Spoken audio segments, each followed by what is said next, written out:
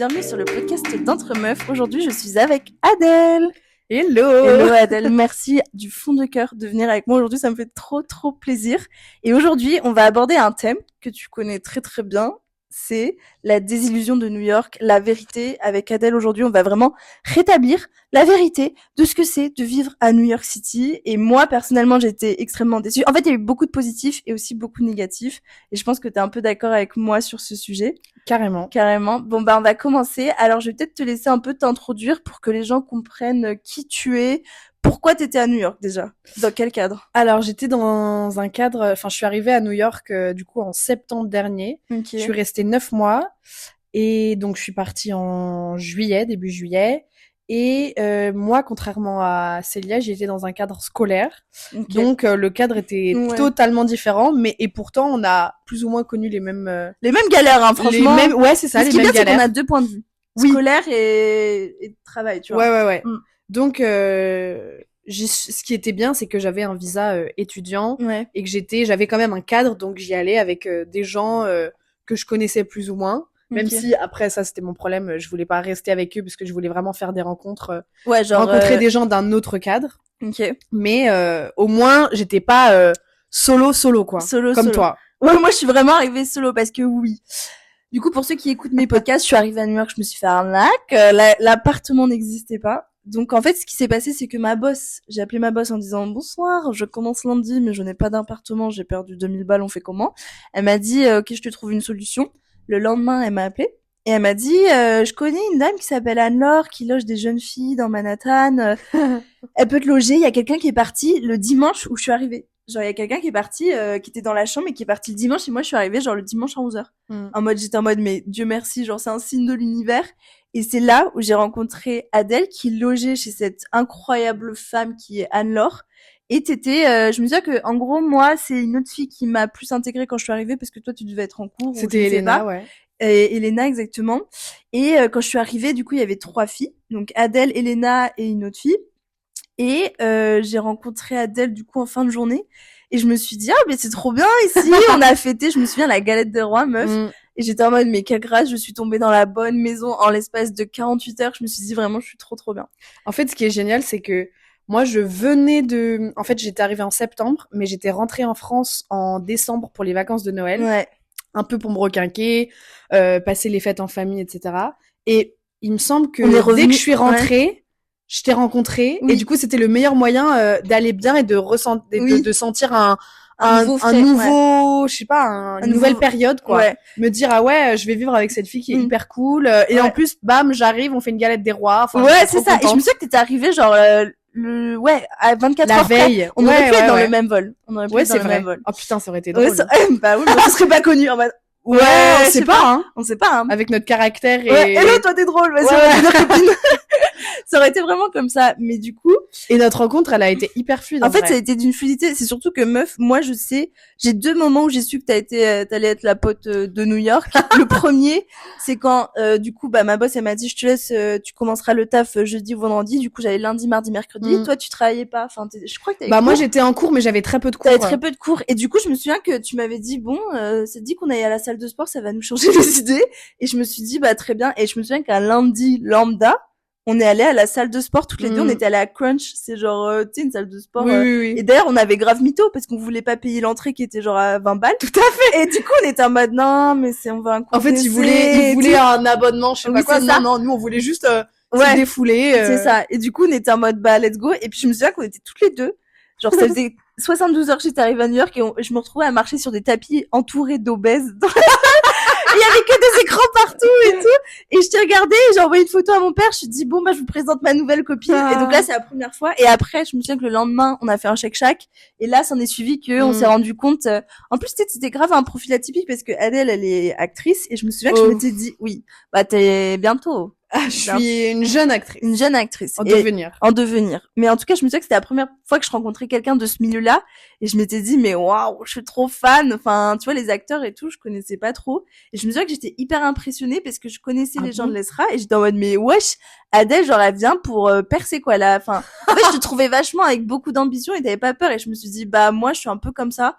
en mode on n'a pas froid aux yeux, à la vie ou à la mort, enfin on peut crever pour nos idées quoi, tu vois. Ouais. Bah en tout cas, moi ce que j'ai tout de suite, déjà ce que j'ai adoré chez toi, c'est que en ma vie, on c'est une petite déclaration d'amour. Moi ce que j'ai adoré chez toi, c'est que direct j'ai senti que je sais pas, il y avait des racines communes. Je pense, en fait, je pense qu'on avait plus ou moins la même éducation. En tout cas, un truc très profond. Ouais. De quelque chose de sécurité, commun. Moi, je trouvais. Et tu vois, je sais pas, je pense pas que ce soit dans les études ou mais je pense que c'est vraiment dans le milieu dans lequel on a grandi.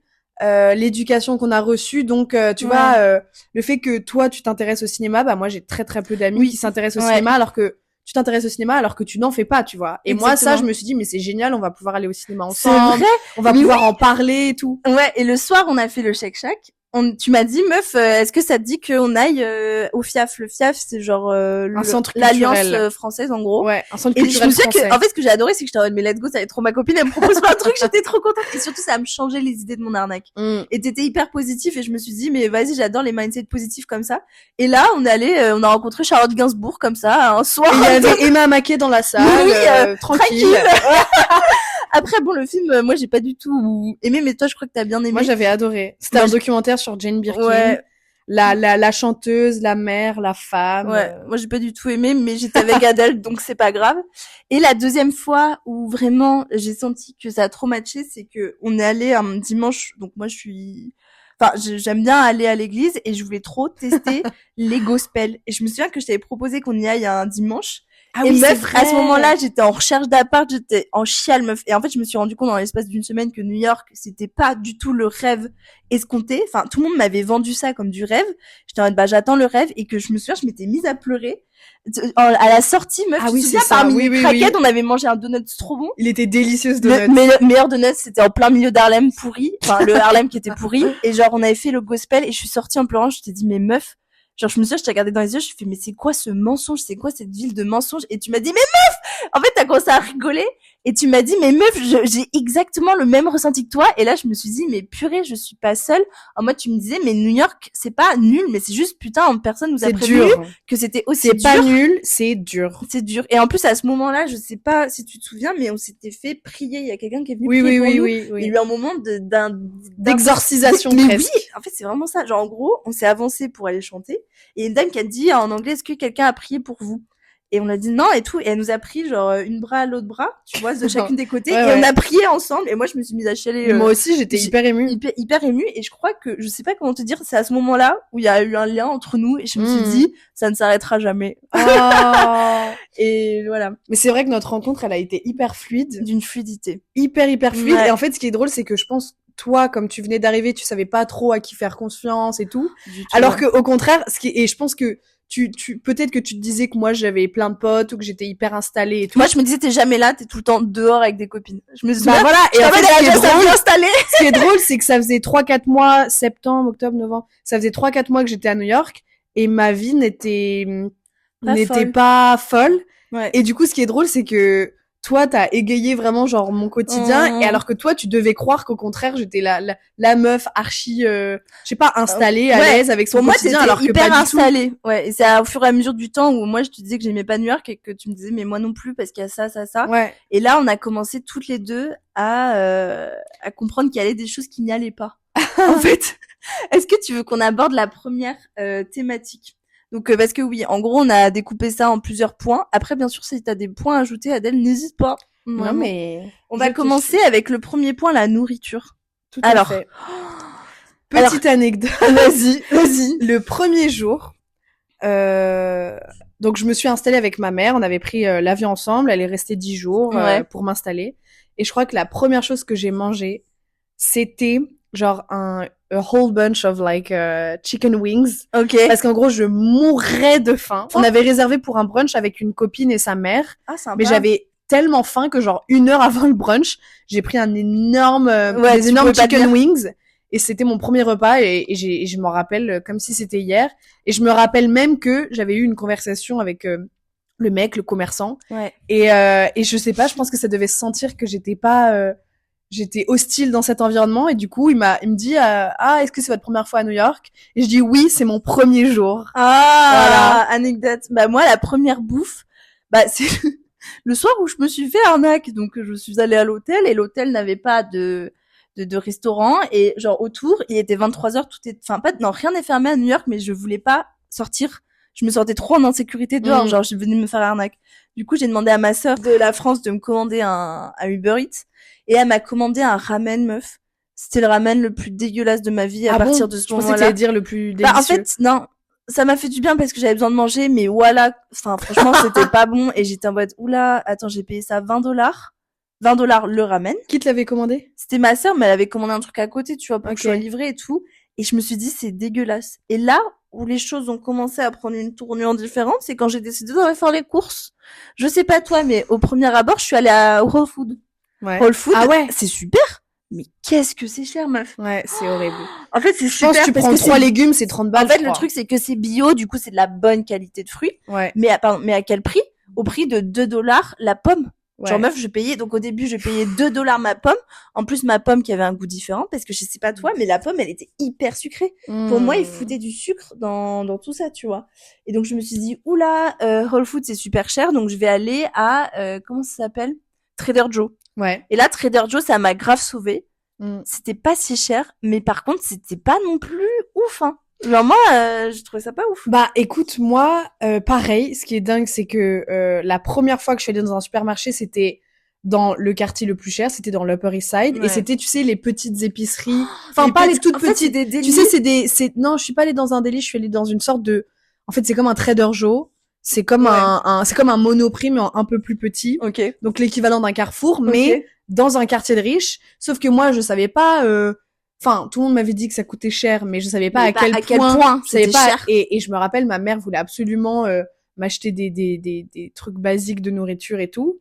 Mais franchement, je voyais les prix, je disais à ma mère, alors que ma mère, elle gagne sa vie, elle voulait me faire plaisir et tout, je dis, maman, non, genre, ne m'achète rien. Ouais. Et vraiment, mais ça me faisait mal au cœur, alors que c'était l'argent de ma mère.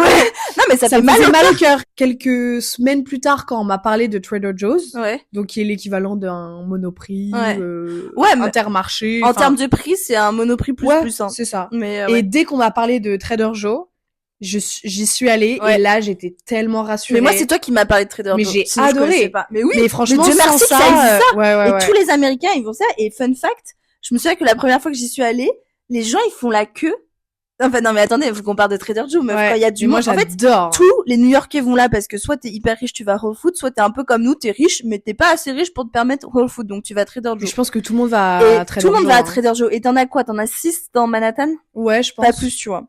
Et je sais que la première fois, j'ai fait mes courses et on faisait la queue dans les rayons du supermarché. Donc c'est-à-dire que c'est comme si ici avec un franc prix et tu fais la queue dans les rayons, donc genre t'as vraiment, je dirais bien 500 mètres de queue. Dans les rayons du supermarché. C'est vrai qu'on se marche dessus. Mais oui, on se marche dessus et il y a tout le monde qui crie en mode you go right, you go left. Et quand t'arrives genre devant l'entrée, faut pas t'as un mec sur l'escabeau et là il dit you go number 5 et là tu dois te dépêcher avec ton caddie. Faut expliquer qu'en gros il y a énormément de caisses. Ouais. Parce que énormément à faire nos courses là-bas. Il y en a moins 36 quoi. Même plus une cinquantaine. Non, peut-être. Ça dépend parce que je pense qu'il y en a qui sont plus grands que d'autres. Okay, Mais du coup, il y a des caisses numérotées et pour pas que ce soit le bordel, c'est pas une voix qui te dit où tu vas, c'est un monsieur qui est debout sur un escabeau avec carrément un drapeau, je crois, non? Mais un drapeau. Moi, la première fois, j'étais avec mes écouteurs, j'étais mais qu'est-ce qu'il me veut lui? Il fait you go left, 17. Et là, j'étais pressée et t'arrives et le mec, mais c'est angoissant, hein. Ah, c'est hyper angoissant. Faire les courses, c'était pas du tout agréable. C'était pas une Après, moi, j'aime jamais faire les courses. Moi, j'aime bien en France, mais là, franchement, j'aimais pas. Hein. J'aimais pas. Par contre, donc là, en fait, ce qui était hyper cher, c'est que du coup, j'avais un panier moyen par semaine. Tu te souviens un peu du panier moyen que tu payais? Moi, il me semble, en fait, comme j'avais pas un gros budget et que j'ai du mal de manière générale à dépenser, dans l'argent, à dépenser beaucoup et dans les courses.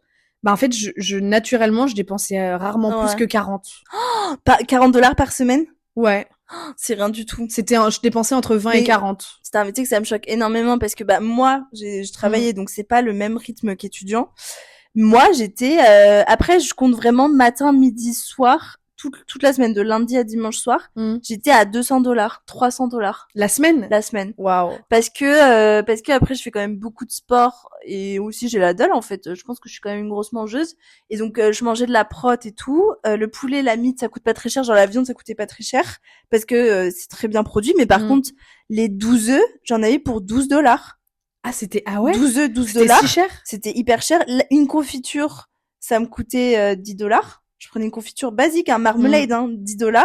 Et je me souviens que genre le matin, je me mangeais des bagels et genre le sachet de 5 bagels, c'était $7. Donc en fait, meuf, tu bouffes 5 bagels. Enfin, en fait, c'était hyper cher. En fait, je crois que j'ai eu En fait, comme moi, j'ai jamais habité seule. Tu connaissais pas. En fait, c'était compliqué pour moi de gérer un budget. En plus, dans une ville qui est hyper chère. C'est extrêmement cher. Et du coup, je crois que mon réflexe primaire, ça a été d'acheter très peu et pas beaucoup manger, en fait. Ouais, c'est vrai que tu te restreignais beaucoup et enfin, en fait, même, bon là je vais en parler après, mais on se restreignait vachement sur le restaurant. Tu te souviens, meuf, on va parler du restaurant qu'on a fait. Tu te souviens, on parle du même là. Avec le type. Mais ah oui, il y a celui-ci et je pense à un autre où attends, si tu veux, on aborde le sujet, mais juste pour dire que toute personne qui va à New York, allez à Trader Joe parce que ça vous sauvera. Ou alors, achetez dans les petits vendeurs dans la rue, là, les petits Mexicains. Moi, à la fin, j'ai acheté là, bon, ok, les normes d'hygiène, c'est pas ouf, mais bon. Et à un moment, en fait, enfin voilà, faut bien que tu manges quoi. Et par exemple, donc les restaurants, attention, quand vous voyez le prix sur la carte, mais personne m'a prévenu, mais moi ça me rend. Tu payes pas le prix, tu payes le prix plus la TVA que tu rajoutes, donc t'as 20%, plus le type. Donc en gros, tu payes, exemple, t'as, je sais pas, t'as un plat, allez, $25. Tu payes 20%, bon, 20% de 25, je sais pas combien ça fait. Bon, ça fait à peu près, $30, t'arrives à $30. Tu payes un tips 10% du repas. Donc, t'es à 35 juste pour un plat. 35 juste pour un plat, voire 40 en fait. Ouais. Et je me souviens que même moi qui avais un bon salaire, je ne m'autorisais pas ça parce que ça me mettait hors de moi et surtout les quantités, meuf. Tu te souviens que quand on était allé à côté de la grande horloge, là, tu sais, que je t'avais dit où on voyait le temps qui nous restait avant de mourir, là. C'est comment ça s'appelle cet endroit, j'ai oublié. Ah, Union Square. Exactement. Putain, meuf, tu vas Union Square. J'ai pas dit ce mot depuis un an, je crois. Union Square. Oh my god. Oh my god.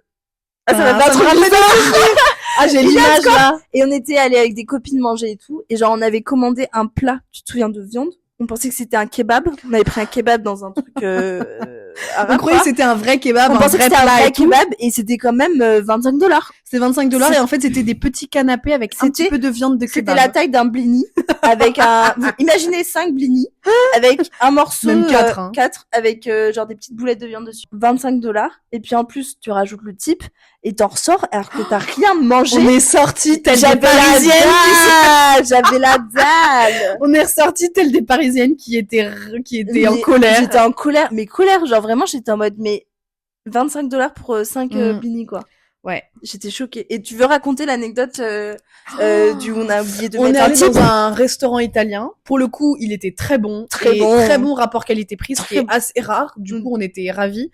Il se trouve que je l'ai pas trouvé par hasard. J'avais de la chance parce que c'était une copine qui était serveuse là-bas. Ouais. Donc, c'est grâce à elle qu'on avait pu y aller.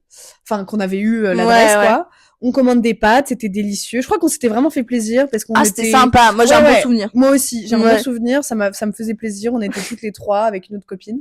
Et il se trouve que au moment de mettre le type, on n'avait plus assez de monnaie ou bien il fallait casser un billet ou je sais plus. Je me rappelle plus des détails. Et au final, on était contente des plats, c'était très bon.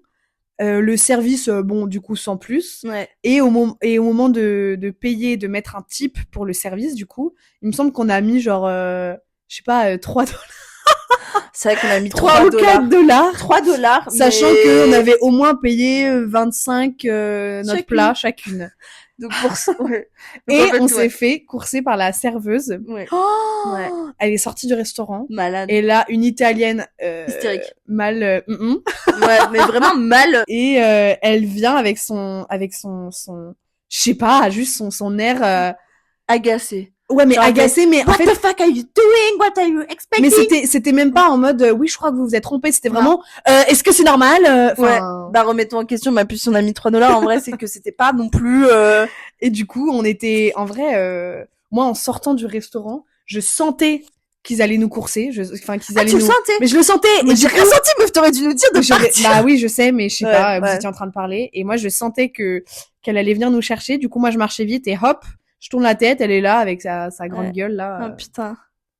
Ouais, t'as raison. Puis après, du coup, Et après, on a donné, engueulé, sauf que je dis en mode en fait, c'est vrai que oui, c'est pas beaucoup, $3 pour 60, donc on s'est trompé. Non, on a dû donner mais c'est 7, juste que, pas 3. Ouais, pas 3, on a donné, $10, mais le truc, c'est que, déjà, moi, j'ai toujours pas l'habitude non plus avec les tips. Je déteste. En fait, je vais pas non plus tous les 4 matins au resto, donc j'ai pas l'habitude de laisser, $30 de tip, quoi, tu vois. Enfin, moi, ça me semble énorme, tu vois. Et, du coup, au final, on a donné de l'argent et on est parti sur, de mauvaise humeur. Voilà. Vraiment, on est parti de mauvaise humeur. Après, dans le point positif des nourritures, c'est que je trouve que la malbouffe est extrêmement bonne. En tout cas, moi, ce qui me manque et ce que j'ai adoré, c'est les bagels. Les bagels tous les matins, je t'en Ce qui est génial, c'est que autant leur pain que les garnitures sont bonnes. Vraiment, le pain, il est hyper... c'est bouilli, hein. Ça se bout. Oui, ouais. C'est ça. Et je trouve que c'est hyper... Je sais même pas comment décrire tellement c'est bon. Et moi, ça a été ma trop bonne surprise culinaire. Moi, j'en bouffais tous les matins avec du cream cheese. C'était un régal. Et je sais que en mauvaise bouffe que j'aimais particulièrement, c'est Levain Bakery. Ah, les cookies, bon, c'est cher, mais enfin non, c'est pas si cher pour la qualité que c'est et comment ça te reste au bit, quoi, tout l'après-midi. Et aussi, on se faisait souvent des slices de pizza, meuf. Oui. L'industrie pizza. Ça, c'est génial. Pizza, c'était hyper bon, tout ça. Ça, franchement, c'est top. Et c'est pas cher. Parce que ça tient bien le ventre, c'est pas cher et c'est facile et pratique à manger. Ouais. C'est comme les bagels, c'est le même principe, c'est que... Ouais, en fait, c'est toujours sur le pouce, t'as pas le temps de manger, tu prends un truc à New York. De toute façon, ils ont pas le culte, enfin, ils prennent pas le temps de déjeuner le midi. Ils prennent le temps de rien, qu'on soit clair. Ils prennent le temps de rien. En fait, c'est dans leur culture. C'est la consommation, la rapidité, ils sont tout le temps hyper rapides. Le tout le monde est sous coke, quoi. Enfin, je suis en mode, comment vous allez aussi vite? Enfin, ça dégaine vite, quoi. Ouais. Est-ce que t'as une dernière anecdote sur ce sujet ou tu veux qu'on passe au sujet suivant? Alors, petite dernière anecdote. Ah, j'adore. J'étais en stage dans une boîte de production. Oui, donc, oui, parce que Adèle, elle a quand même bossé 3-4 mois, je crois. J'ai bossé 3 mois dans une boîte de production qui produisait des clips, des films. Madame a rencontré Bella Hadid. En même temps, faut qu'on en parle de ça. Qui produisait des clips, des pubs et des films. Et mon cousin de Paris, était venu me rendre visite pendant une semaine. Et il voulait et moi je lui proposais qu'on prenne un bagel à côté de mon bureau pendant ma pause déj. Et trop mignon, ça lui faisait plaisir de me payer le repas. Il a dû se dire, je pense que ça coûtait pas cher les bagels. Et il a payé $50 les deux bagels. Genre 35 de bagels. On en a parlé tout le repas en mangeant nos bagels. Ouais. Voilà. Et il venait d'arriver, quoi. Il venait d'arriver. Et je pense enfin, je sais pas, on était tout contents de manger des bagels. Et même moi, j'avais oublié que l'adresse où on était allé coûtait aussi cher parce qu'il y a des bagels sur le pouce qui sont pas trop chers, mais je pense que ça va de 5 à $15 le bagel, je pense. $5, c'est juste le bagel avec du de base, ouais. Avec du beurre. Et $15, c'est vraiment dans la meilleure adresse de bagel. Ouais. Ça s'appelle Léonce Bagel, je sais pas si tu connais. Bah voilà, $15 si tu mets genre avocat, saumon, cream cheese. Moi, je suis très petit tips pour ceux qui vont aller à New York, goûter le Everything's Bagel. J'adore le Everything, c'est le meilleur. J'aime beaucoup en dessert aussi le cinnamon. Cinnamon, c'est cannelle et raisin, il est extrêmement bon. Et aussi petit tips pour les personnes qui vont voyager. Moi, je sais pas toi, mais j'avais beaucoup mangé à Whole Foods. Il y a un endroit où il y a des plats préparés. À Whole Foods. Et je sais que ça, au poids, c'est très cher, hein. Mais ça reste quand même beaucoup moins cher qu'un restaurant à New York. Et ça, je pense que j'aurais aimé qu'on me dise ça avant que j'arrive à New York. De toute manière, le restaurant, c'est... Mais oui. Enfin, on y allait quoi? Une fois par mois? Et une fois par mois, c'était le plaisir du mois. Et encore, on en ressortait, on avait encore la dalle. On était en mode, on l'a fait parce qu'on aime bien ça, mais c'est tout, quoi. Donc, petit conseil, faites, si vous voulez une soirée sympa entre filles, achetez des bons produits plutôt que d'aller au restaurant. Oui, c'est ça, faut mieux cuisiner à ce rythme-là. Ouais. Ah oui, attends, non, j'avais aussi une question.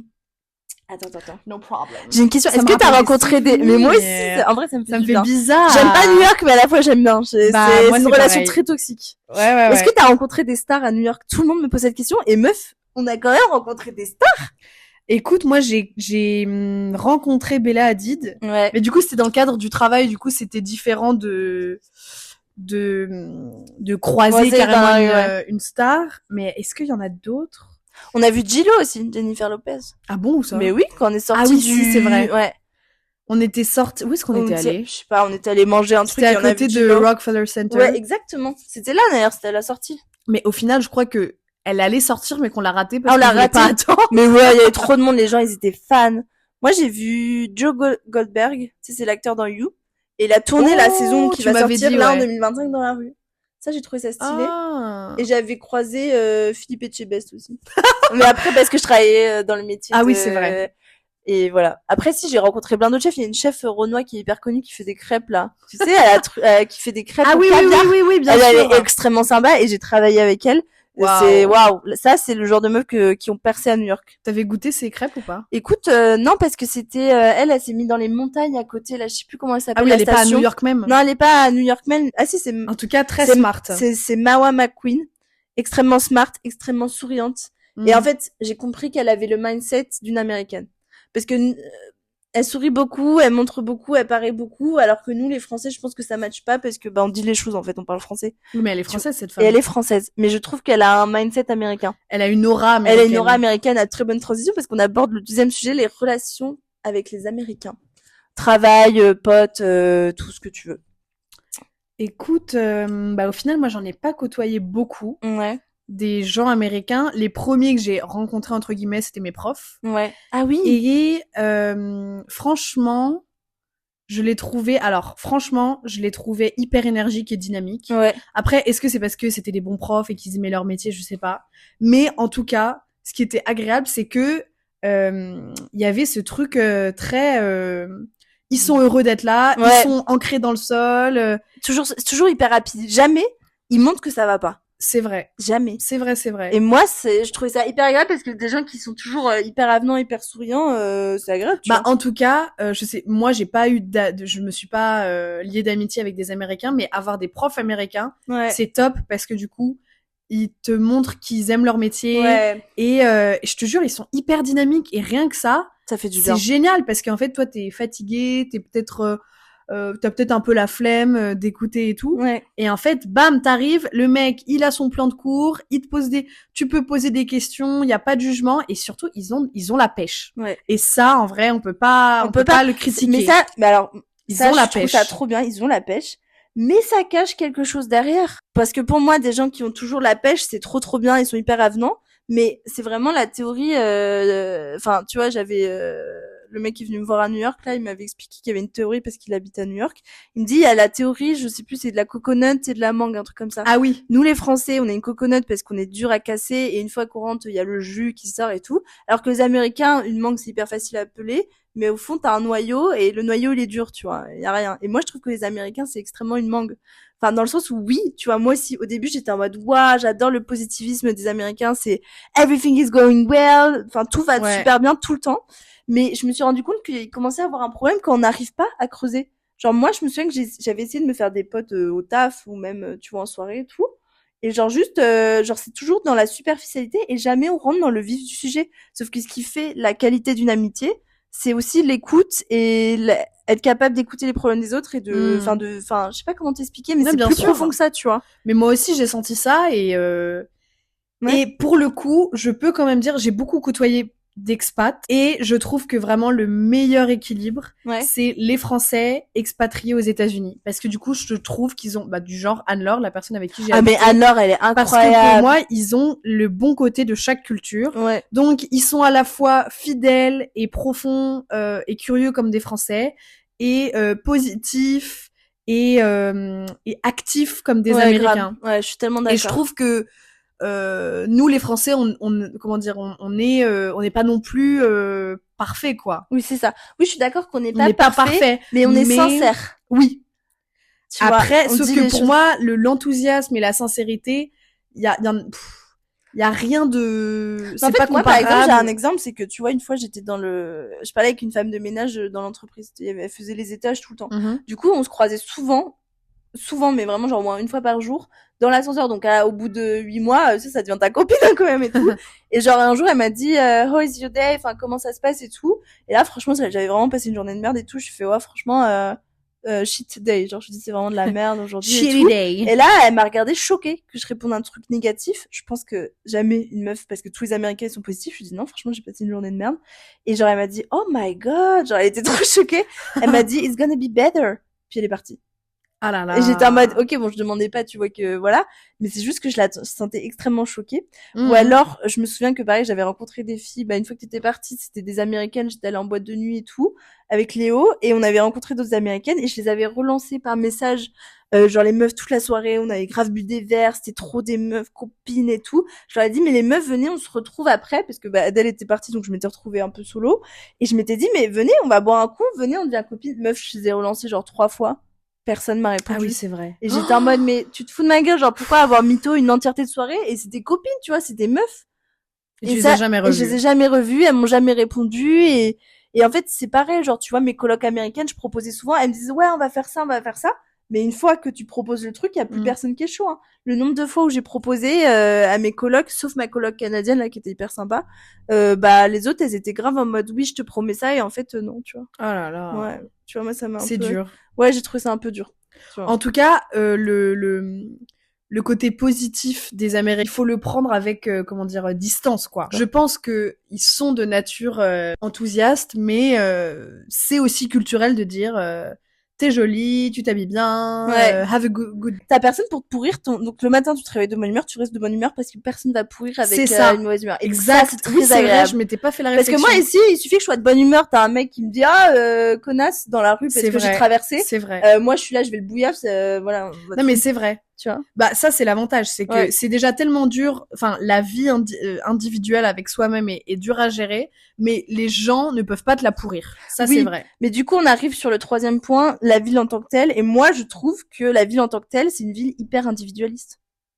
Meuf, le nombre de fois où, par exemple, on en parle, toi, malheureusement, Adèle et moi, on a vécu beaucoup d'agressions de crackheads. Déjà, moi, personne de 1 m'a dit qu'il y avait des crackheads. Enfin, on m'a dit qu'il y avait des crackheads, mais personne m'a dit qu'il y avait des crackheads qui agressaient les gens. Et moi, je sais, meuf, le nombre de fois où je me suis fait agresser et que personne est venu m'aider. Meuf, et je me suis rendu compte. Est-ce que toi t'aurais aidé quelqu'un qui se fait... Mais je suis une petite meuf.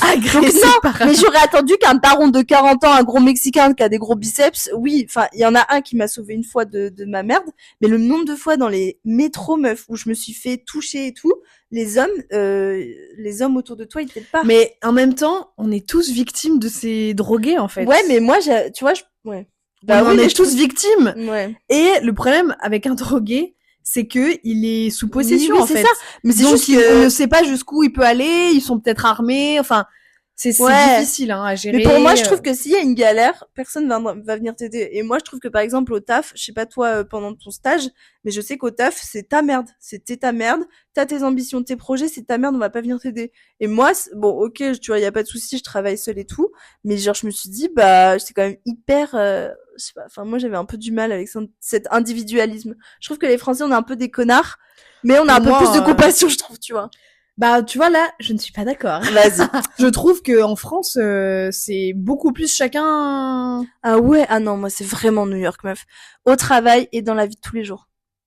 En fait, je pense que c'est le propre des grandes villes. C'est que c'est chacun sa life, quoi. Ouais, après, peut-être que je pense que je me dis ça parce que moi, j'ai vécu à Paris, que j'ai tout le monde à Paris. Donc c'est vrai que je peux pas comparer. Mais moi, ça m'a énormément étonnée de cet individualisme plus en mode si tu fais un malaise dans la rue. Pour moi, il y a personne qui va t'aider, tu vois.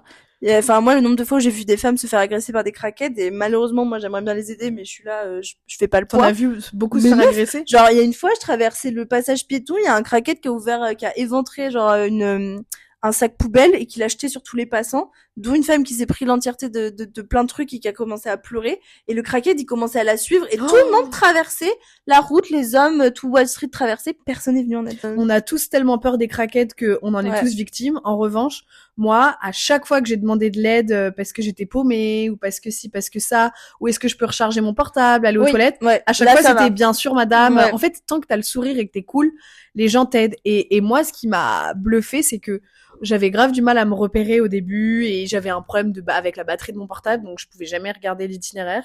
Et avant même de me diriger vers des gens pour leur demander de l'aide pour l'itinéraire, ils venaient à moi, genre. Je pense que j'en ai eu deux-trois fois. Il y a eu 2-3 fois où les gens sont venus à moi, hello, do you need help? Ouais, t'es perdu et tout, tu vois. Et ça, franchement, j'étais bluffée, je me disais, mais à Paris aussi, je trouve. Moi, en vrai, j'aide les touristes, hein. En tout cas, moi, j'ai été hyper touchée par surprise. Voilà, sur ça. Ok. En vrai, c'est un bon point. Et sinon, sur la ville en tant que telle, est-ce que t'as T'as d'autres points? Bah, moi, franchement, le métro, hein. Vas-y. Alors, énorme sujet à aborder sur le métro. Alors, moi qui suis je me suis toujours plaint à Paris, des métros. Plus jamais Depuis que je suis revenue, je suis là, je suis en mode ça marche. Ça marche, c'est pas cher, y a pas de craquettes, c'est propre, c'est clean, c'est net. Ouais. Donc, vas-y, si tu veux, je te laisse aborder. Bah, comment dire? Le métro, il est hyper vieux, vintage, donc oui, il est beau visuellement, mais en fait, on attend souvent très longtemps. Très longtemps, c'est moi, par exemple, je faisais le travail, j'allais au travail, j'attendais en moyenne 15 minutes. Ah ouais? Chaque intervalle de train. Franchement, la moyenne d'attente, je dirais 10 minutes. 10 minutes, ouais. Donc, quand t'as 2 minutes d'attente, franchement, t'es hyper content. Moi, meuf, 2 minutes, voire 5 minutes, j'étais, waouh, c'est rapide. Ah ouais, exactement. Ouais, 5 minutes. 5 minutes, alors qu'à Paris, 5 minutes, c'est beaucoup, hein. Meuf, quand je vois à 5 minutes, je suis en mode, mais ça va pas, la RATP, on est où? Je trouve le pire, c'est l'attente. Ouais. Après, ce qui est compliqué, c'est que quand on ne connaît pas le métro new-yorkais, il est tellement mal dur. fait. Il est très mal fait. Ouais. Du coup, je pense qu'il faut être prévenu et surtout être bien débrouillard, quoi. Ah ouais. Ah, mais merci de préciser ça. Très débrouillard. Merci de préciser ça parce que t'as l'express, le local. L'express, meuf, le nombre de fois où j'ai pris un express, c'est un train qui rate des stations. Donc, en fait, tu vas plus vite d'un point A à un point B, mais il saute des entre-trucs. En fait, c'est comme s'il y avait, par exemple, 2 lignes 4, une qui fait toutes les stations et une qui en saute. Genre... Donc c'est comme s'il y avait la ligne 4 et la ligne 4 bis. Exactement. Et que la 4 bis, elle saute des stations. C'est ça. Sauf qu'en fait, nous, comme des débiles, nous, on prend la bonne couleur. Oui. Donc on se dit, déjà, j'ai le jaune à prendre, je prends le jaune. Et en fait, t'arrives n'importe où.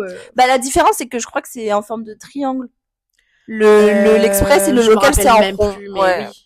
Et je sais que, par exemple, aussi, quand on était souvent avec Adèle, ils disent pas à voix haute la station. Donc meuf, t'es là. C'est vrai, mais meuf, tu te souviens, on est assis sur nos chaises, on se levait pour aller voir, on était en mode attends, on est où? Non, c'est bon, il nous reste 2 stations. Mais en fait, c'est vrai, je viens de me rappeler. Il y a rien qui est marqué dans les stations, t'es censé, par exemple, la 42, si t'es pas de New York, tu sais pas que la 42 c'est Times Square. Parfois, il y a marqué juste 42, un touriste qui arrive, tu déconnes, c'est comme la 34e, tu vois 34, tu sais pas que, je suis en mode, mais... En fait, ce qui est compliqué, c'est que ceux qui connaissent bien New York et à la fin, on s'en sortait hyper bien. Oui, à la fin. Mais quand on connaît pas New York, on ne sait pas, on connaît pas par cœur les arrêts. Ah ouais. Alors qu'en fait, c'est plutôt logique parce que, en fait, tout en bas de Manhattan, y a pas de chiffres et plus tu montes, plus c'est des chiffres élevés. Et des lettres. Donc, par exemple, Times Square, c'est 42, mais en fait, les touristes ne savent pas que c'est 42.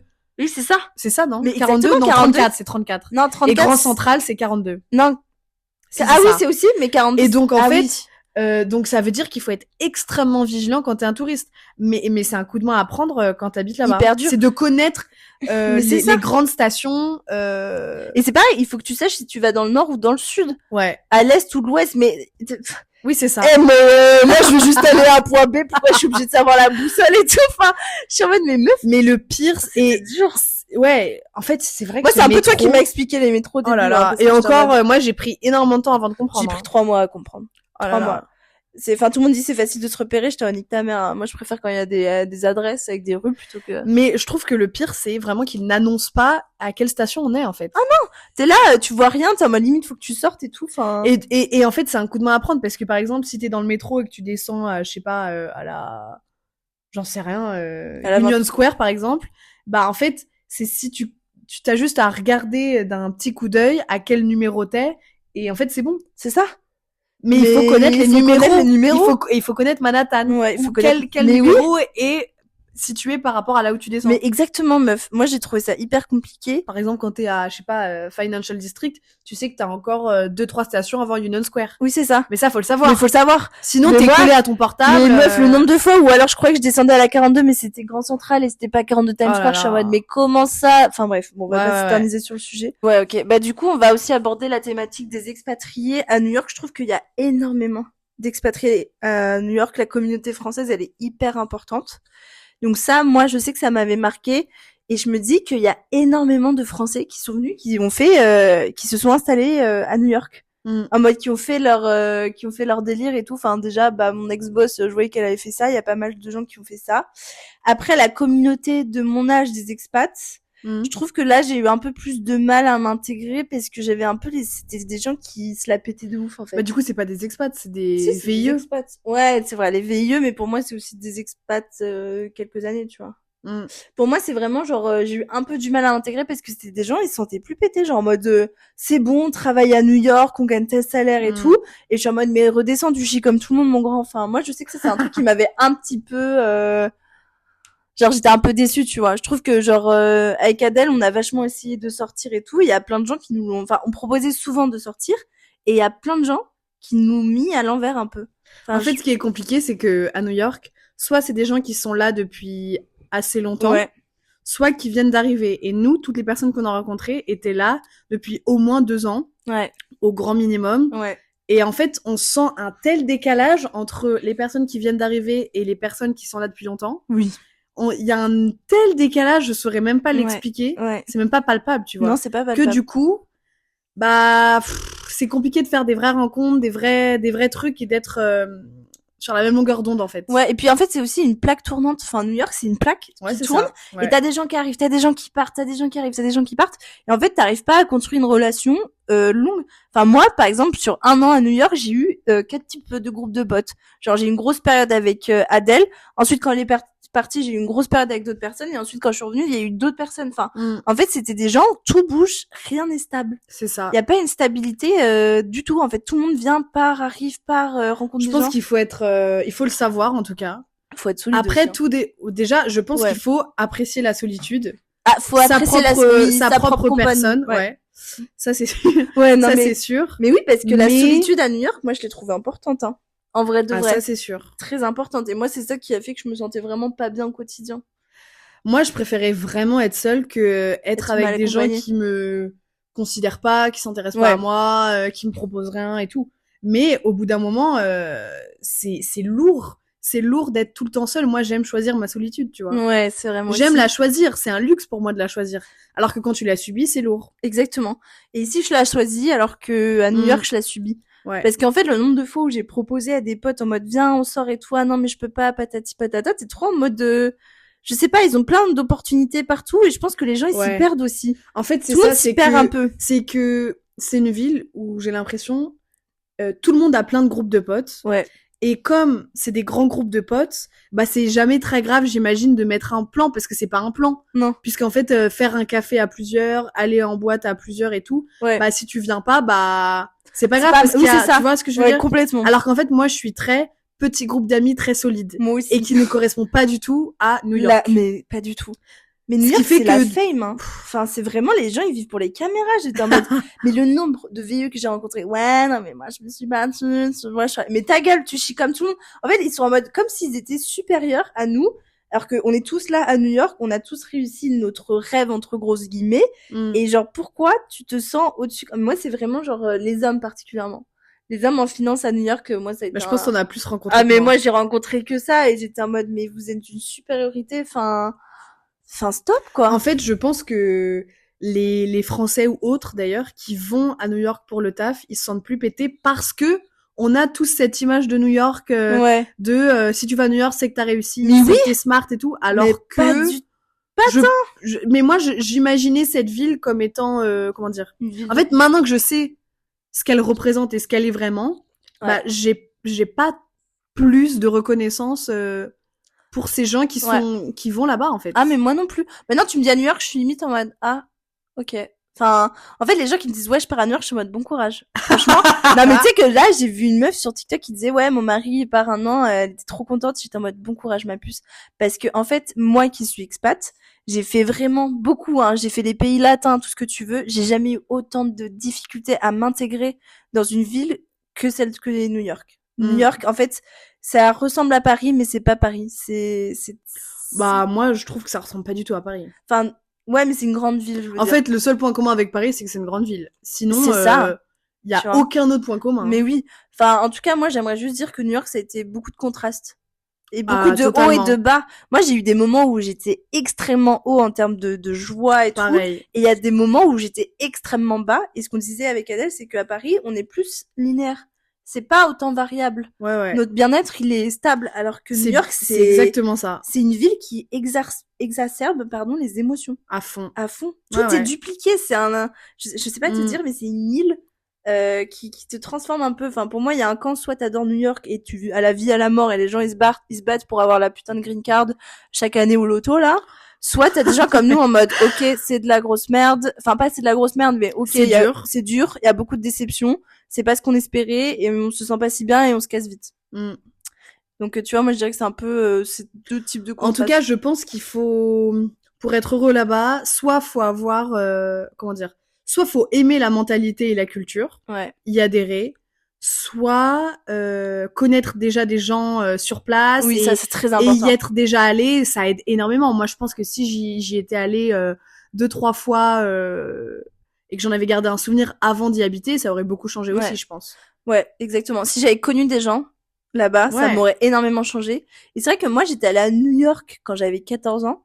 Mais en l'espace de 10 ans, New York, c'était pas la même chose. Enfin, moi, est-ce que toi, tu pourrais te dire, genre, en quelques points, les trucs qui t'ont vraiment marqué et que tu penses que ce serait important que les auditeurs sachent sur New York? Enfin, en tout cas, toi, de ton point de vue, vraiment, genre... Alors, moi, je dirais qu'en premier, ce serait le coût de la ville.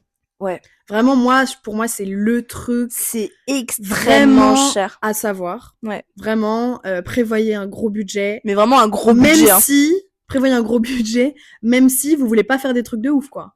Même si, oui, juste pour vivre, en fait, vivre les bas, c'est hyper cher. Franchement, si, tu vois, je dirais qu'il faut prévoir, au minimum, tu vois, pour un mois, je pense qu'il faut au minimum $1000. Un mois? Pour un mois. Tu comptes l'hôtel? Non. Ah non, oui. Juste de la vie là-bas. Ouais.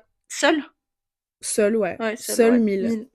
Donc prévoyez un gros budget et moi franchement je suis pas très dépensière et je sais grave j'ai toujours fait attention et je suis pas très dépensière et quand les gens me disaient ça coûte très cher je me disais pas de souci, je saurais gérer mais en fait c'est inévitable, c'est inévitable. Genre même en fait tes besoins les plus primaires, le PQ est d'un coût extrême, enfin $18 6 rouleaux. T'es en mode... tu te rappelles du prix, du coup? Mais meuf, moi, ça m'a tellement choqué que je refusais d'acheter du PQ, sauf que j'étais en mode, là, tu peux pas ne pas acheter de PQ. Des mouchoirs. Non, mais meuf, c'était hyper cher, tout était hyper cher. Et je me souviens qu'il y avait $18, je suis passée en caisse, je lui dis, c'est $18 6 rouleaux. Il m'a fait yes, j'étais en mode... En fait, j'étais en mode, je vais m'essuyer à l'eau, quoi. C'est pas possible. Te doucher. Non, mais ça m'avait extrêmement choqué. Ou alors, non, juste un café, j'ai payé un café $12. Ah bon, ou ça? Bah, en fait, je me suis posée. Bon, c'est vrai que je me suis posée, tu vois, c'était dans Central Park. Donc, t'as $8, plus TVA, plus tips. $12 le café. J'étais en mode, heureusement que je me pose à Central Park, mais même à emporter, c'est cher, tu vois. Non, mais c'est... Donc, je pense que ne comptez pas sur le fait que vous soyez économe, non. Non. Ça ne servira à rien. Voilà. En revanche, ce qui est très cool, c'est que, y a plein de friperies. On trouve des trucs super dans les friperies. Et c'est les meilleures friperies que j'ai vues. C'était quoi tes bonnes adresses de friperie? Parce que Adèle, elle dégote des sales trucs super bien. Moi, je sais qu'il y a Second Street. Non. Attends, Seven. Oui, c'est pas... Seven. Second, pas du tout. C'est pas la deuxième, c'est la 7e. Seven Street. Ok. C'est 7 TH. C'est pas 72nd Street, non? Non. 7th. Okay. Ouais, peut-être un truc comme ça. Bon, cherchez sur Google, vous trouverez. Et là, c'était moi, je trouve qu'on faisait beaucoup de bonnes... En fait, ce qui est génial, c'est qu'il y a des friperies du genre, tu vois, comparable à Emmaüs, genre Goodwill, ce genre de truc. Goodwill, vraiment, où c'est pas cher, il y a tout. Et après, il y en a qui sont vraiment vintage. Sympa. Et il y en a aussi un autre type, c'est... donc t'as les vintage, celles avec des basiques de fast fashion et celles de grandes marques. Mais je me rappelle plus du tout, faudrait que je retrouve. Tu vois, par exemple, mon sac là, sans le savoir, j'ai acheté un sac d'une marque de luxe sans le savoir et je l'ai payé 40. J'ai regardé sur internet parce que tout le monde me disait c'est une marque connue et il coûte 400 balles. Et je l'ai payé 40. Moi, sans le savoir. Je sais qu'à New York, je me suis payé mon Marc Jacob aussi et genre il était 2 fois moins cher. Genre je crois que je l'ai payé 400 et il était genre à 800. Et bon après c'était mon plaisir, je m'étais offert ça. Ah là-bas tu l'as acheté? Ouais, je l'ai acheté là-bas parce que Marc Jacob c'est un designer new-yorkais et je me suis dit je vais m'acheter un petit design new-yorkais et je voulais un nouveau sac et je me suis offert pour la fin de c'était à la mi-vie, j'étais en mode bon, je sais pas, je voulais chercher une excuse pour m'acheter ça et je l'ai acheté 2 fois moins cher. Bon 400 c'est extrêmement cher. Parce que c'est un sac de luxe et je l'ai vraiment acheté comme toi à moitié prix quoi. Ah non mais moi c'est même pas moitié prix, c'est 40 c'est donné genre. Non mais vraiment. Ce qui est trop drôle, c'est que je ne connaissais pas cette marque en fait. Ça s'appelle Thierry Birch un truc je crois. Mais oui, c'est connu. Bah c'est ouf. Ouais. C'est dingue. Ouais. Donc ça, tu conseilles ça aussi? Tu conseilles donc quoi? Friperie, vous serez pas déçus. Et le reste, le coût de la ville, préparez votre portefeuille. Ok. Ouais, donc c'est les 2 grands trucs que t'aimerais donner en conseil pour quelqu'un qui part vivre à New York. Franchement, s'y prendre à l'avance pour les logements. Ouais, non, mais à qui tu parles? Oui, parce que toi, t'as pas raconté, mais raconte est-ce que tu veux raconter? Parce que ouais, vite fait. En fait, déjà, t'avais prévu quel budget, toi, pour moi, pour mon vivre à New école à Paris nous avait dit que pour $1000, on pouvait trouver un logement, ce qui est faux. C'est parce que c'est pas la moyenne, en vrai. La moyenne, je dirais que c'est 1500. 1500, t'as une chambre. Tu peux avoir une chambre à Brooklyn, à Bushwick. Vraiment, la moyenne, c'est 1500. Et nous, on m'a dit que, on m'a vendu New York comme, ouais, vous pouvez, trouver un truc pour 900 000. Oui, bah, évidemment, mais pas du tout, 900 000, pas du tout dans Manhattan. Oui, déjà, ou alors à Bushwick, sauf que Bushwick, voilà. Tout le monde dit, attends, mais ça, tous les jeunes, là, quand je partais, tout le monde dit, ouais, Bushwick, c'est le nouveau Manhattan. J'étais en mode, mais ta gueule. Genre, je suis allée à Bushwick, j'ai jamais vu un truc aussi éclaté au sol. J'étais en mode, mais c'est nul. Ouais, du coup, c'est vrai que moi, je payais ma chambre $1800. C'est dur. Hein. C'est dur, oui. Donc, Adèle, elle a raison, préparez votre chambre. À l'avance. Toi, t'avais eu une aide pour les logements pour trouver un truc ou pas? 0. Parce qu'en fait, j'aurais très bien pu me mettre en coloc avec des gens de mon école, mais je n'avais pas envie de rester avec eux. Je voulais faire ma life, être indépendante et rencontrer d'autres personnes. Ouais. Donc c'était un risque à prendre parce que du coup, tous les gens de mon école se sont mis en coloc ensemble. Ils ont trouvé rapidement parce qu'ils étaient plusieurs à chercher. Ouais. Et surtout, plus t'es en coloc, enfin, je veux dire, chercher à plusieurs, c'est rapide. C'est plus rapide que seul. Et surtout, c'était plus, rapide, pratique. Ouais. Parce que du coup, quand t'es en coloc, tu payes moins. Enfin, je sais pas. Ça veut dire que moi, je devais trouver un logement et en fait, soit je devais trouver un logement avec déjà des gens sur place que je ne connais ni d'Ève, ni d'Adam, ni d'Ève, soit trouver un coloc mais que je connais pas. Enfin, je connais personne à New York, donc moi, j'avais pas trop envie de trouver des gens sur des groupes Facebook pour après me mettre en coloc avec eux. Enfin, compliqué. Moi, je l'ai fait. Et... c'était une arnaque. Donc ça n'a pas marché. Donc c'est compliqué. Ouais, c'est compliqué. Bah c'est vrai que comme dit Adèle, en plus toi t'as pas mal bougé. Hein. Moi j'ai vite trouvé un truc où je me suis stabilisée, mais bon je me suis stabilisée dans un truc de merde. Alors que toi t'as bougé, puis t'as eu la chance d'atterrir chez Anne-Laure, parce que Adèle elle a atterri chez Anne-Laure, mais pas tout de suite. Hein. Elle a eu des galères. Oui, mais c'est pour ça que j'ai bougé. Ouais. Moi j'ai bougé parce que Anne-Laure pouvait pas m'accueillir avant. Ah oui d'accord. C'est pour cette raison. C'est pour ça. Ok. Ouais, bah je pense que t'as raison, il faut bien s'y préparer à l'avance, préparer le coup, préparer à l'avance. Après moi aussi, avec le recul, je préférais atterrir dans l'autre aéroport que JFK. Ça, je pense que c'est important, un petit détail un peu con. Ah, moi, attends, je crois que moi, à chaque fois, j'ai été à... Moi, j'ai toujours été à JFK, mais une fois, je suis revenue à l'autre, et là, meuf, genre parce que à New York, ils cassent les couilles avec le visa. Moi, j'étais là en mode, je travaille, j'ai un visa qui est payé par mon entreprise, tu peux me rien faire. Mais j'arrivais quand même à passer 15 minutes avec eux. Et tu t'attends 2 heures quand tu sors de l'avion. Déjà, tu pues de la gueule, t'as envie de rentrer chez toi, t'attends 2 heures comme ça. Et je sais que dans l'autre aéroport, j'avais attendu 20 minutes. Vraiment, et en plus, il coûte moins cher. Et puis, par contre, pour aller pour Manhattan, t'en as pour 70 balles de taxi. Mais je crois que c'est direct en transport. Bon, je serais vous, je prendrais pas le transport, mais bon, voilà. Mais ouais. Et est-ce que tu veux parler aussi je suis en train d'y penser, du rythme de vie nocturne d'un Américain? Enfin, le rythme de la vie d'un Américain. Ah, où il se couche hyper tôt et tout. Mais oui, meuf. Mais moi, ça me va. Mais, toi, ça te va parce que, mais non, mais moi, j'étais trop choquée. En fait, moi, j'ai pas vraiment eu la même expérience que toi parce que moi, j'étais en stage. Du coup, j'avais des horaires de stagiaire. Ouais. Donc, je faisais du 10h, 18h ou 9h, 18h, je crois. Ouais. Donc, c'est des horaires très convenables. Ouais. Et puis, surtout, moi, mon boss, il était français. Ouais. Et dans la boîte, on était 4 avec moi. Et sur les 4, il y en avait 2 Français, une russe, je crois, ou polonaise. Ok, ouais. Donc, moi, j'ai pas été 100% immergée dans la culture américaine. Ouais. J'y étais immergée à moitié. Et en revanche, la personne qui travaille avec moi, elle était surmenée, quoi. Surmenée. Le boss, mon boss, il arrivait à 11h, les mains dans les poches sur le tournage. Ouais. Et la dame qui travaille avec moi, qui était le bras droit de mon boss, bah elle n'avait pas de vie, quoi. Pas de mari, pas d'enfant. Mais les gens là-bas, en fait, jusqu'à 40 ans, ils acceptent... En fait, c'est vers 40 ans qu'ils cherchent l'amour, les Américains. C'est ce qu'on m'a dit. Ah bon? Parce qu'avant, ils mettent trop leur carrière professionnelle avant. Et moi, j'avais parlé avec... C'est triste. C'est vrai que quand même, en VIE, j'ai eu l'occasion de rencontrer quand même pas mal de monde dans le cadre professionnel. Et j'avais rencontré notamment des mecs qui étaient en trade en banque à Wall Street, là, pour des banques françaises, qui avaient des collègues américains et qui m'ont dit, en fait, ce qui est chiant, c'est que nous, nos collègues jusqu'à 40 ans, ils ont pas de famille. Et vers 40 ans, quand ils ont bien établi leur vie professionnelle, là, ils commencent à dater pour rencontrer, avoir des enfants vers 45 ans et commencer une vie comme ça. Meuf, mais c'est lunaire. Et je sais qu'il me disait aussi que tout le monde était sous coke. Genre, meuf, moi, je suis désolée, mais le nombre de fois où j'ai vu des gens dans la rue prendre de la coke en soirée. Mais vraiment? Mais oui. Quand on était à Tiki Disco, il y avait un mec qui avait genre un petit collier.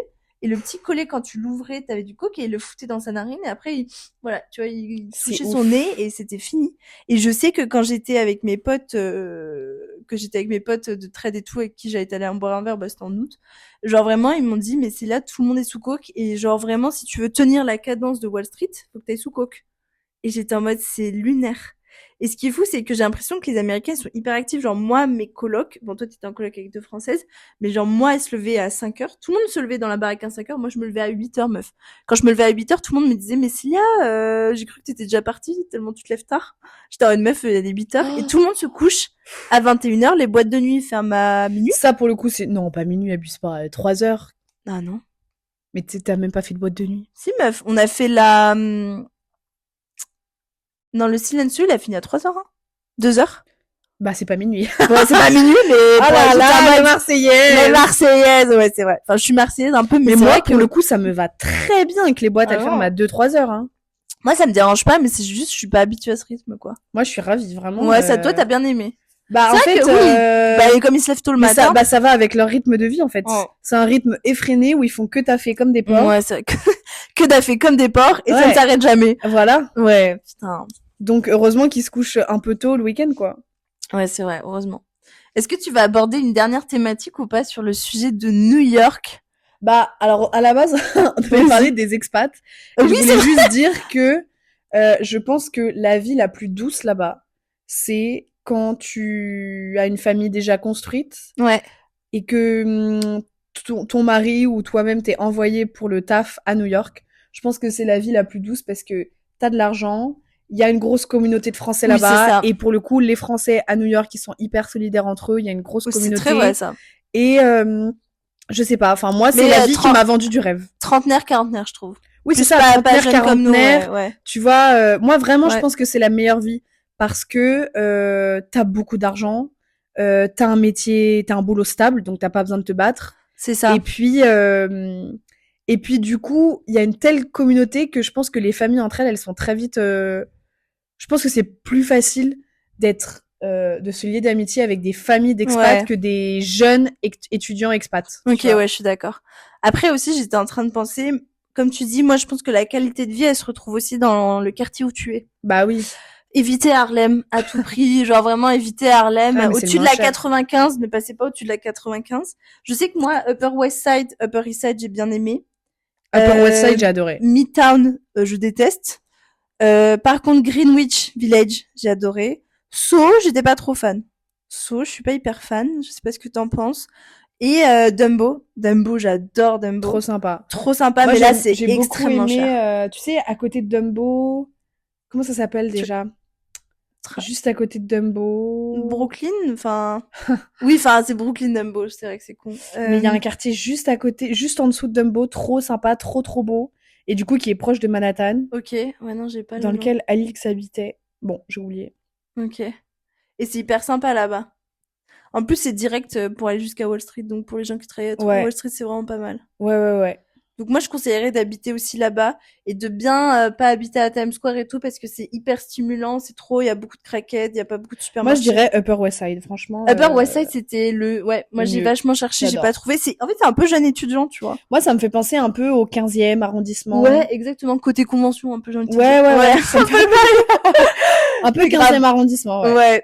Donc je suis d'accord. Mais comme dit Adèle, je pense que oui, il faut y aller. En fait, on peut y aller jeune avec plein d'ambitions comme nous, on a fait avec Adèle, mais après, c'est vrai que moi, je pense que je suis partie avec plein d'ambitions, plein de joie, plein d'espérance et que j'ai été vraiment très déçu de certains aspects. Et je pense que par contre, quand on y va et qu'on a 35-40 ans et qu'on y va dans une grosse entreprise et tout, là, oui, ça peut être une bonne expérience. Bah, c'est surtout qu'à 40 ans, t'es plus fort mentalement, plus rien ne te fait peur. Oui. À 22 ans, enfin, moi, c'était la première fois que je partais à l'étranger. Ouais, mais en plus, t'as pas choisi une ville simple. Bah, c'est pas une ville simple. Bah, je l'ai pas choisi, j'avais l'opportunité, j'allais pas ne pas y aller, quoi. Ouais, c'est vrai. Du coup, ouais. Mais je pense qu'à 22 ans, en fait, quand tu vas avec ton mari et tes enfants, rien ne t'arrête, en fait. Oui, t'es invincible. Mais oui, parce que t'es pas seule. Mais oui, t'es pas seule, et puis la vie de famille, c'est différent de la vie étudiante. Ouais, c'est ça. Le week-end, tu vas avec ta famille à Central Park, c'est pas la même chose que chercher des potes à 20 ans. Ouais, tu vois. C'est vrai.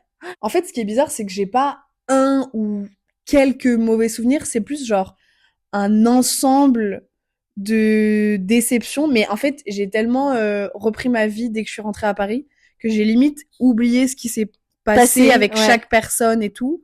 C'est plus que c'était plus une atmosphère générale où en fait j'avais l'impression que les gens ne dansaient pas au même rythme que moi, quoi. Ouais, c'est beau comme c'est beau comme image. Ouais. Je sais pas comment dire, c'est que c'est vraiment pas une question de telle personne m'a fait ci ou ça, c'est vraiment les gens n'étaient pas dans la même énergie que moi, dans les mêmes ambitions que moi. Ouais.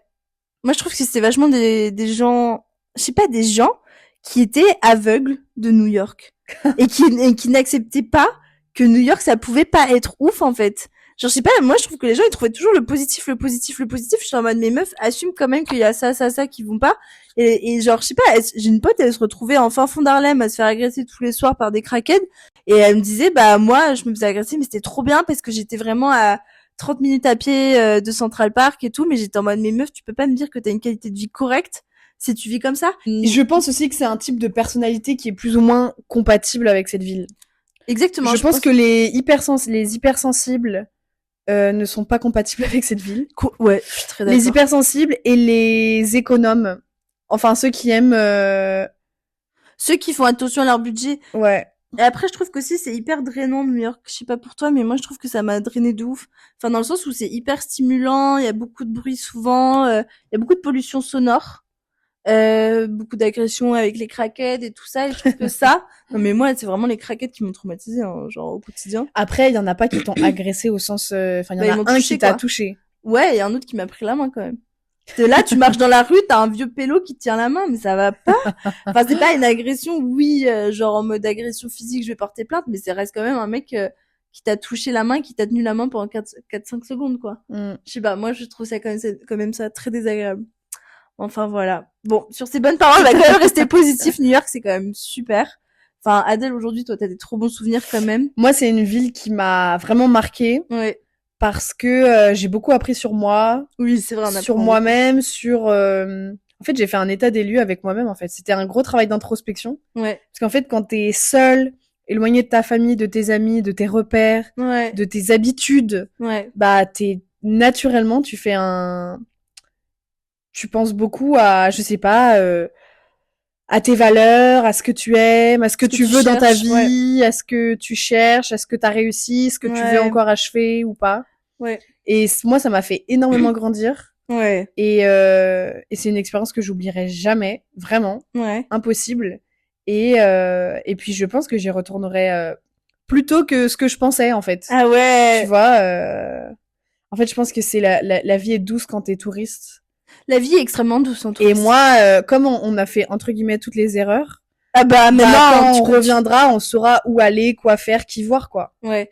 Mais après le truc c'est que tu vois, moi tu dis ça, mais moi en fait le truc c'est que en 1 an j'ai tellement eu le temps de faire le tour de Manhattan que pour moi genre c'est bon, j'ai tout vu, j'ai tout fait, j'ai tout fait à New York et ça reste quand même plus petit que Paris. Genre Manhattan, Lille, c'est plus petit que Paris, genre Paris intramuros.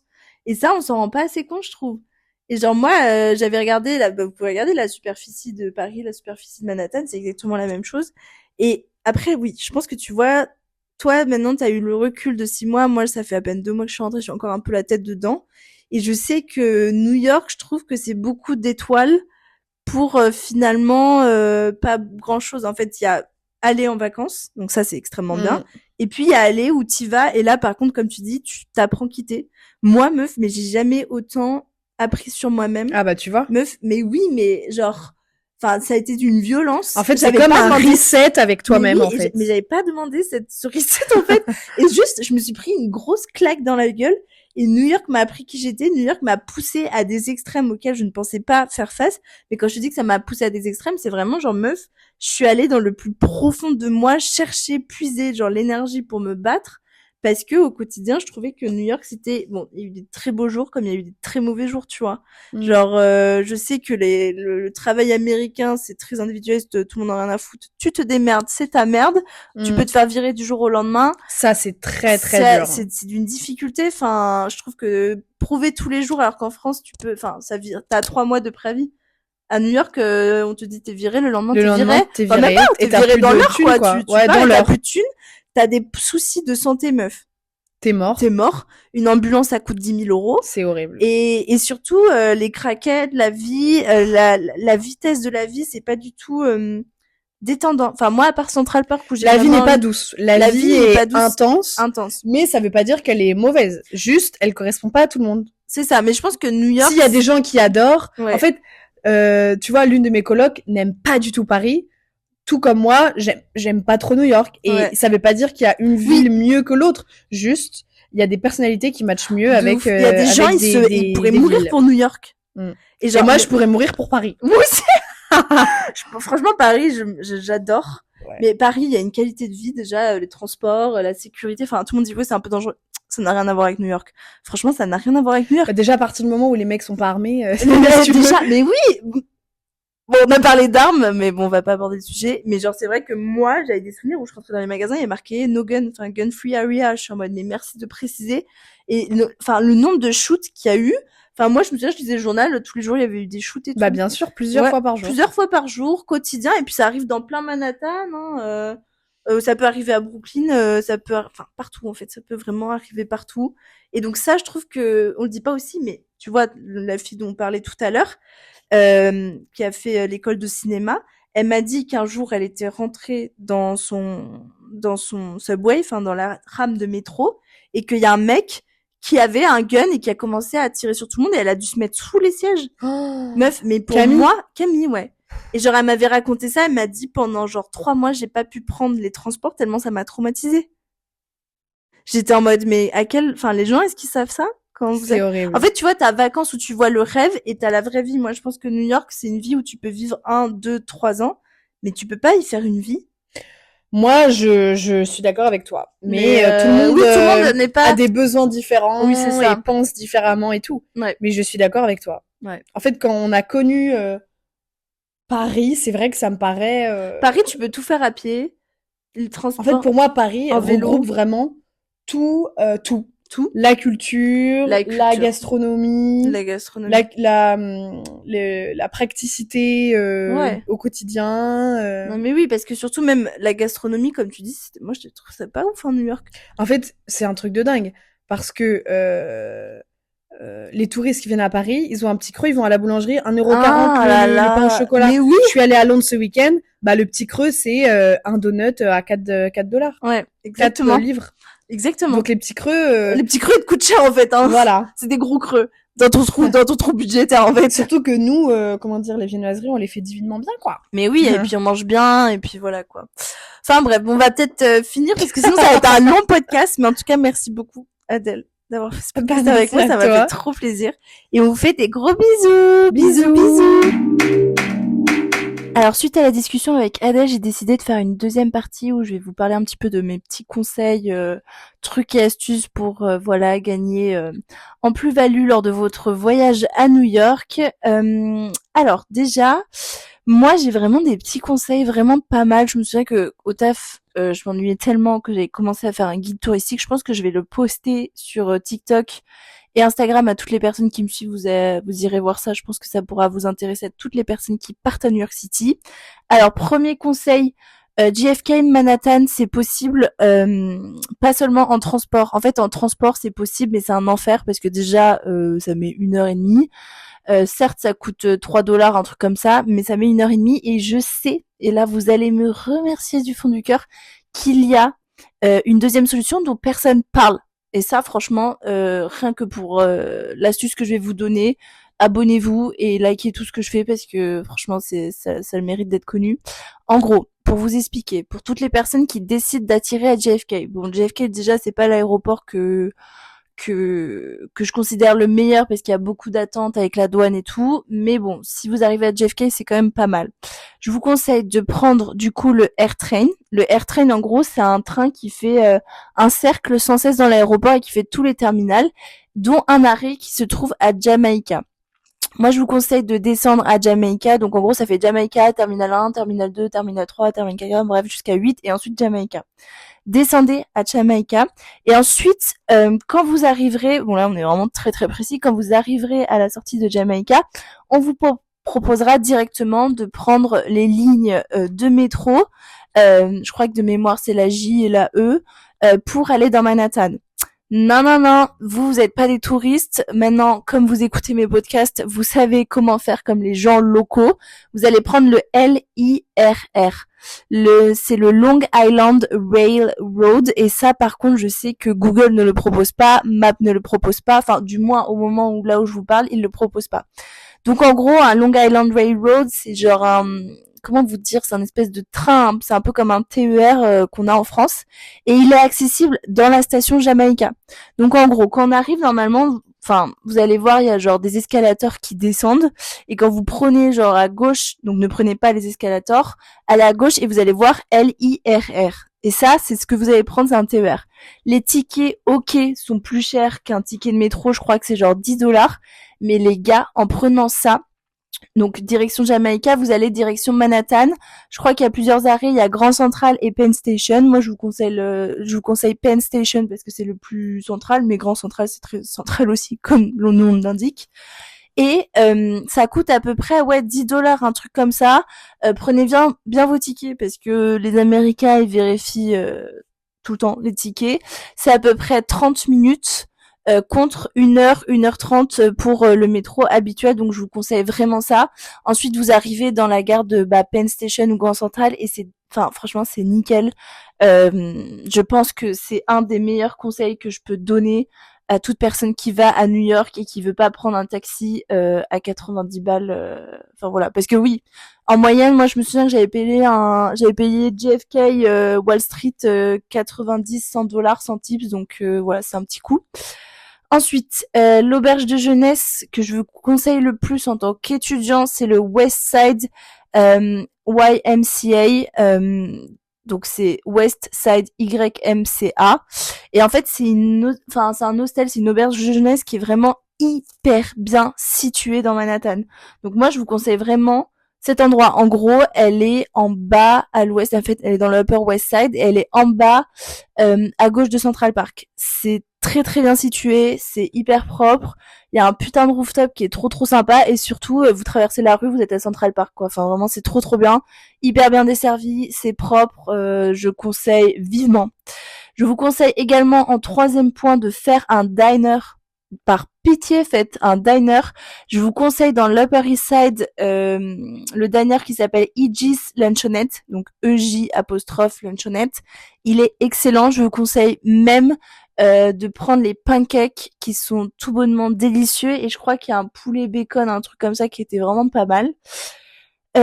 Autre point, je vous conseille de faire Wall Street un jour de pluie. Le mémorial aussi qui est absolument à faire. Wall Street un jour de pluie parce qu'en fait, bon, il fait généralement beau à New York, mais si vous pouvez prévoir dans la semaine, prévoyez Wall Street un jour de pluie parce que les immeubles sont tellement hauts que vous allez pas voir le ciel.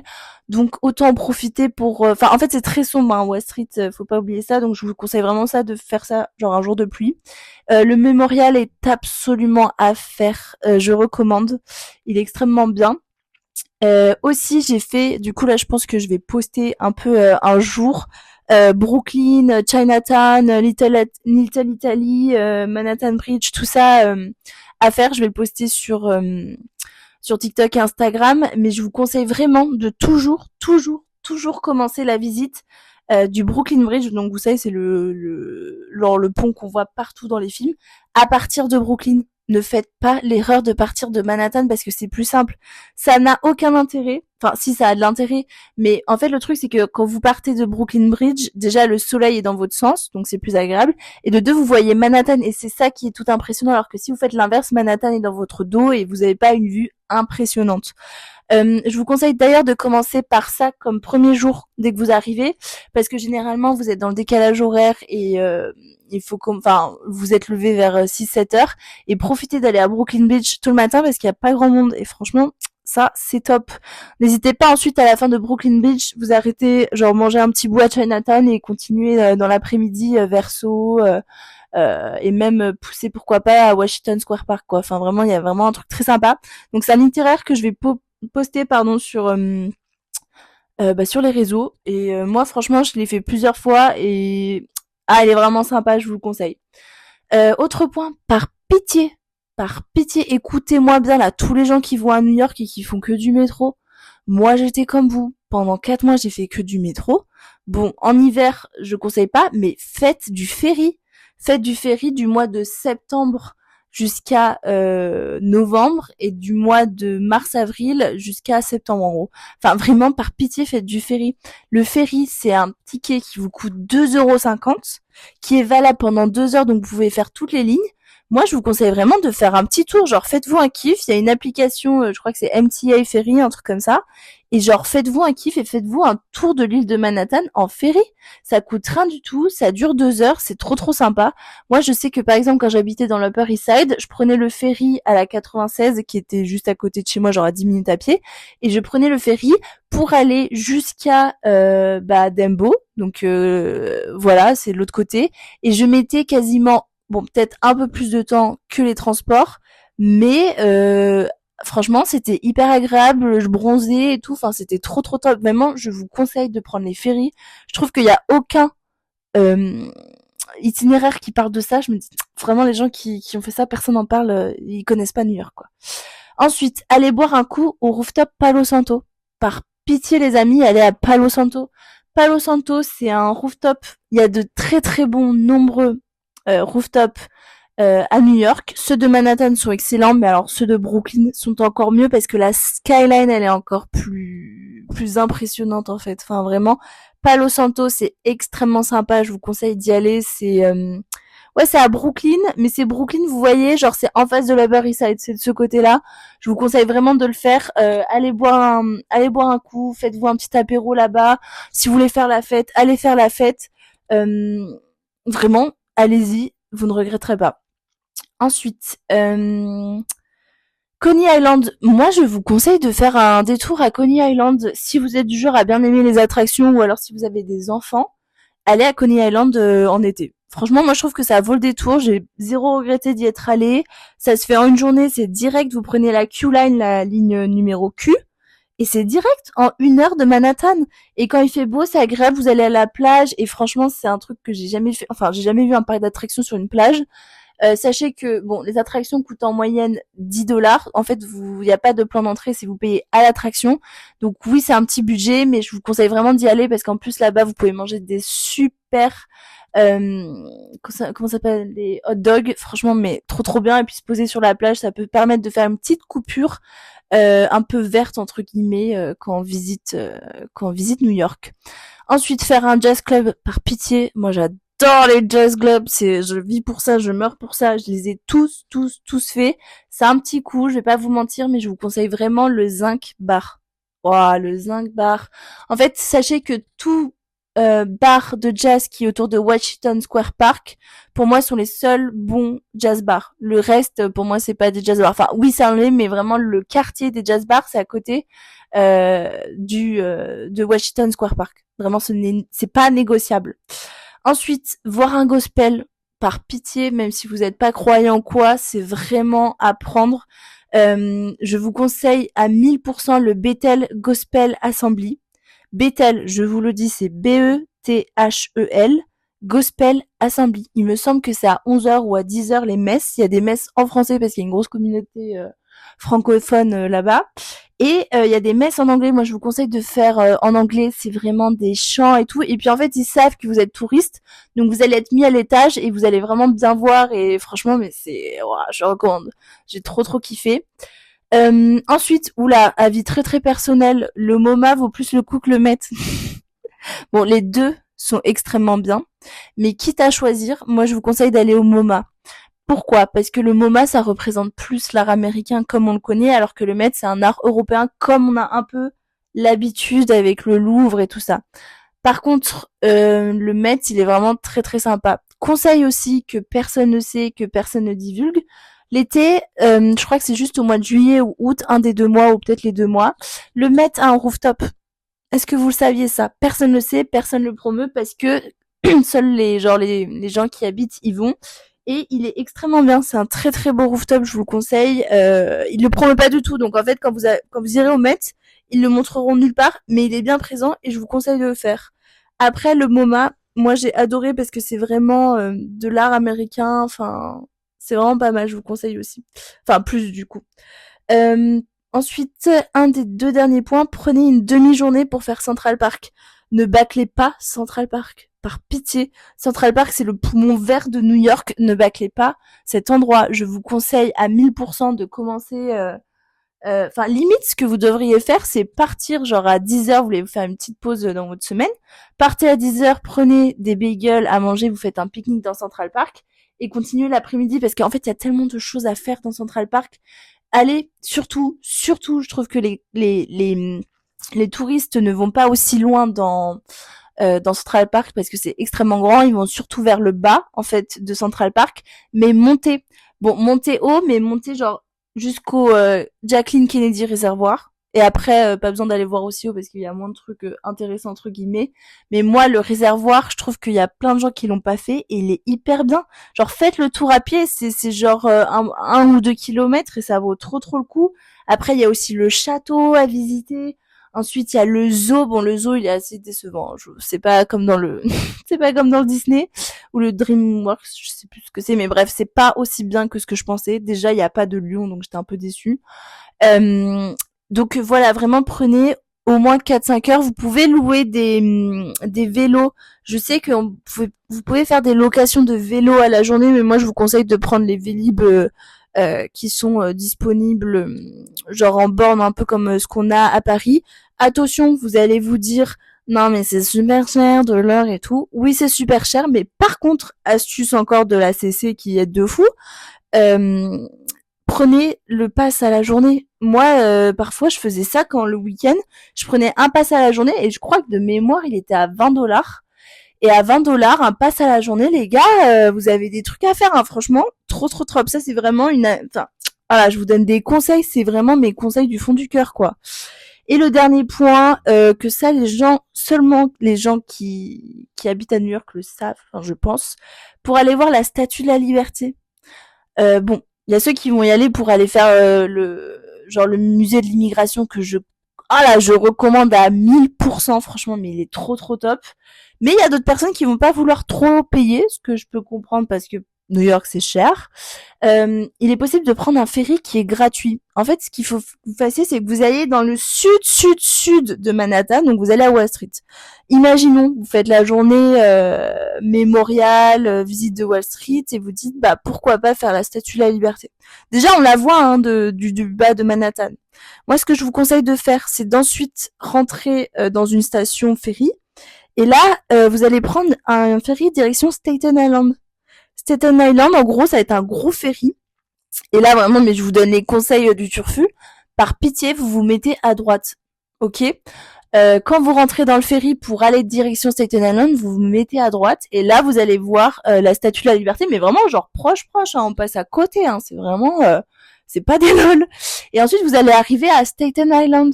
Et Staten Island, c'est quoi ? C'est un autre, Je crois pas que ce soit un état de New York. Je suis pas sûre de ce que je vous dis, mais bref, c'est une île, quoi. Et là-bas, c'est les déstockages des grandes marques. Donc, n'hésitez pas à aller faire les Levi's, non, on dit pas Levi's, on dit Levi's, Adidas, Levi's. Tout ça, là, il y a plein de prix à rabais. Il y a Nike aussi, je crois. Enfin, il y a plein de prix intéressants pour vous à faire. Donc voilà, n'hésitez pas. Je pense que je vais vous poster un itinéraire à faire sur TikTok, Instagram, en tout cas pour le premier jour. Je vous conseille vraiment de suivre ce que je vais vous dire. D'ailleurs, attendez, je vais lire quelques passages pour que vous ayez un peu d'idée de ce que c'est. Bon les gars, je viens de reprendre de ce que j'avais écrit. Qu'est-ce que je suis intelligente comme femme, purée. Alors, dans les petites notes que j'ai marquées, tips de meuf qui vit à New York City. Avant de descendre dans la bouche de métro, vérifiez bien la direction uptown ou downtown.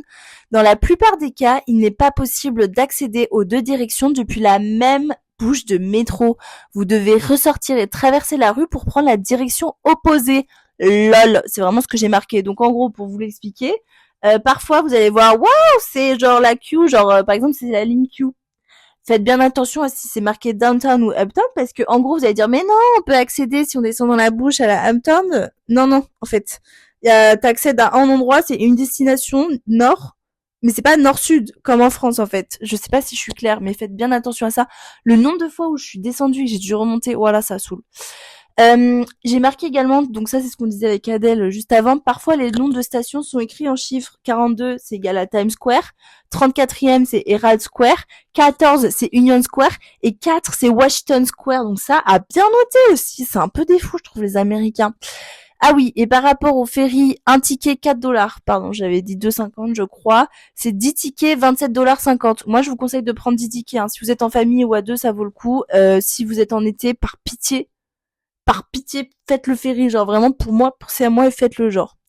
Ensuite, oui c'est ça, donc j'avais dit en gros j'avais un itinéraire de jour 1 pour arriver à New York. Dumbo, Brooklyn Bridge, Chinatown, Little Italy, pardon. Donc début de l'itinéraire au croisement de Henry Street and Cranberry Street. Ok, ouais, bon. Là, je vois que je rentre dans les précisions vraiment importantes. Je mettrai ça. J'ai fait un parcours hyper détaillé du premier jour. Je pense que ça pourrait vraiment vous intéresser. En tout cas, moi, je l'ai fait de bon cœur. Donc n'hésitez pas. Et franchement, si ça vous fait kiffer et que vous voulez peut-être la suite, je pense que je posterai peut-être un guide touristique que je mettrai genre à 5 €, quoi, histoire de rembourser mon arnaque à New York, lol. Et comme ça, ça vous aidera et en plus il y a plein d'astuces qu'on ne trouve pas partout. Donc dites-moi en vrai en commentaire si vous êtes chaud. Je ferai ça. Donc voilà, je fais des gros bisous et bon voyage à New York pour tous ceux qui vont en vacances et pour tous ceux qui vont y vivre. Bon courage et ça va bien se passer. Des gros bisous.